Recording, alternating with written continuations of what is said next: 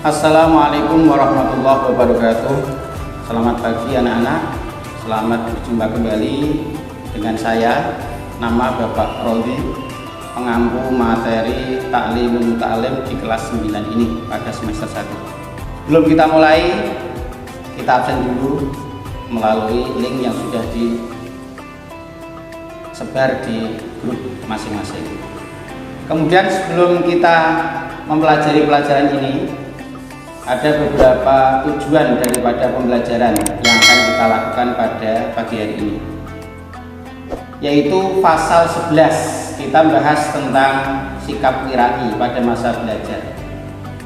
Jadi setiap siswa, pelajar, santri ketika belajar di madrasah ataupun pondok pesantren ini harus melakukan sikap yang dinamakan dengan qira'i.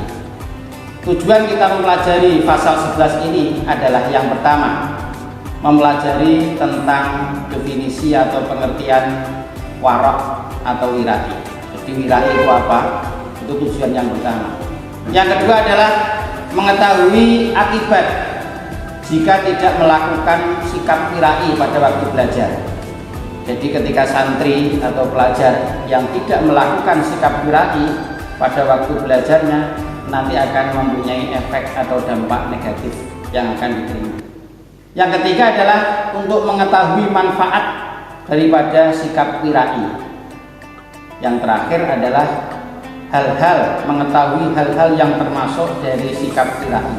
Apa saja yang masuk kategori dari sikap qira'i itu nanti kita akan pelajari pada pasal 11 ini. Pertama, kita membahas tentang pengertian qira'i.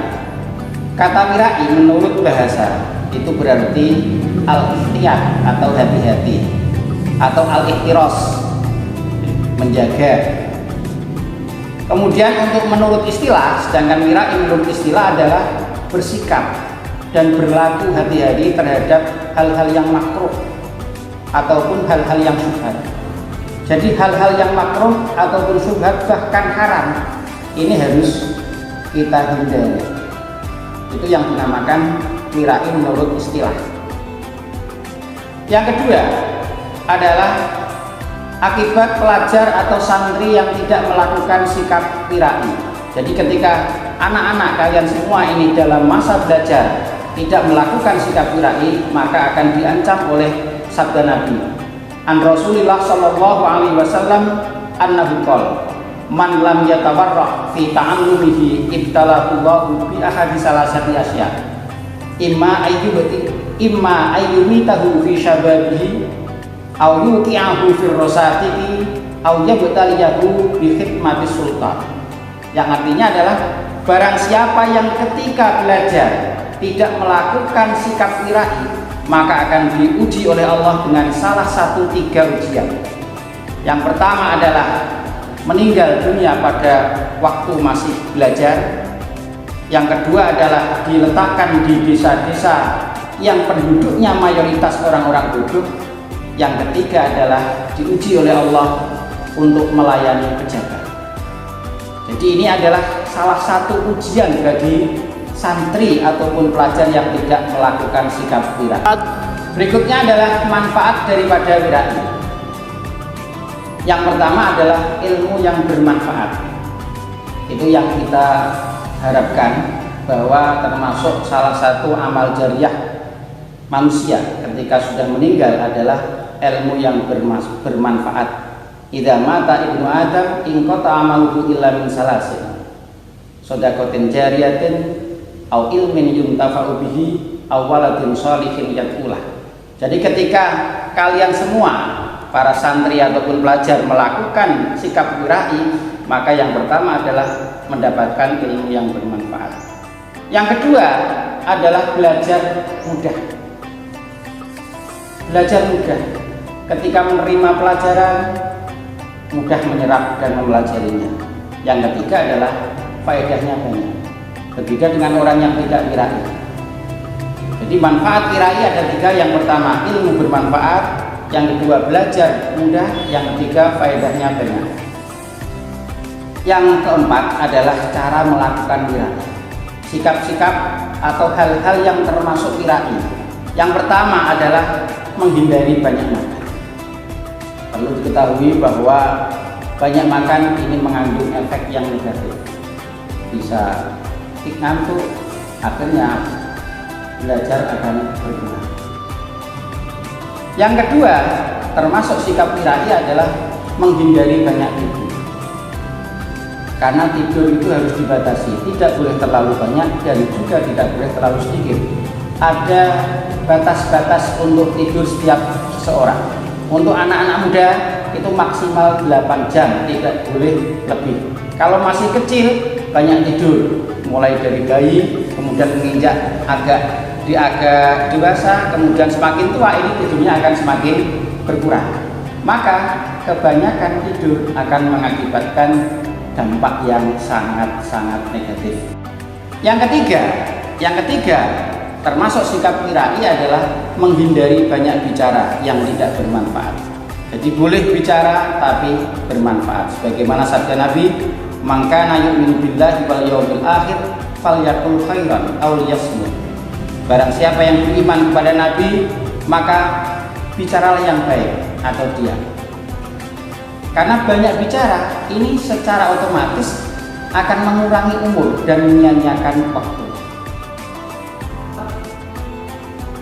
Yang keempat, termasuk sikap kirai adalah menghindari makan makanan pasar jika memungkinkan.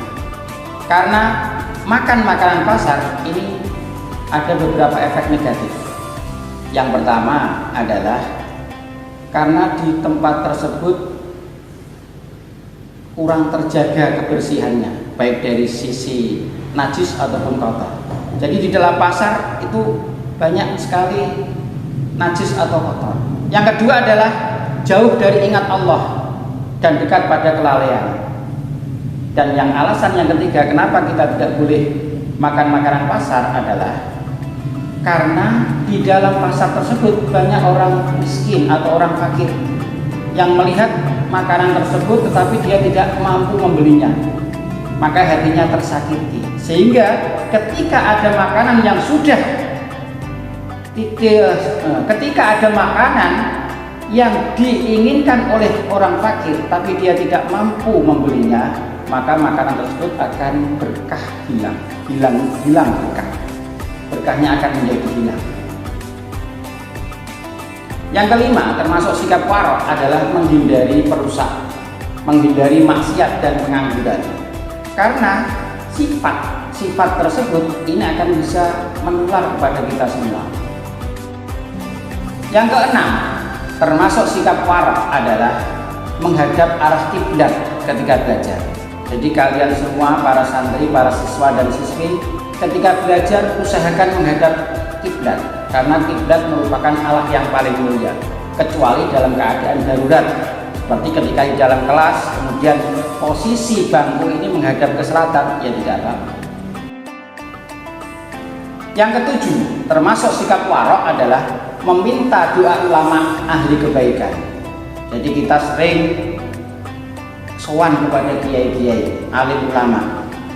Kemudian yang berikutnya adalah jangan lupa menjauhi doa jeleknya orang yang teraniaya. Karena orang yang teraniaya itu ketika berdoa itu akan mujarab. Doa al-maghlub mustajab.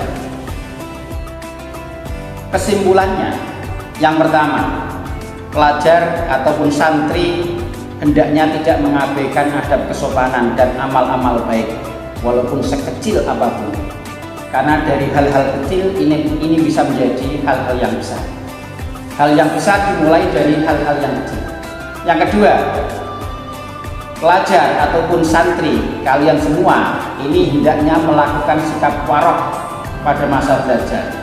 Kemudian dilanjutkan ketika sudah semakin tua, kemudian kita rumah tangga juga tidak kalah penting juga ikut melakukan sikap warok. Yang terakhir, akhlak seseorang ini menduduki tingkat paling atas, mengalahkan segala-galanya.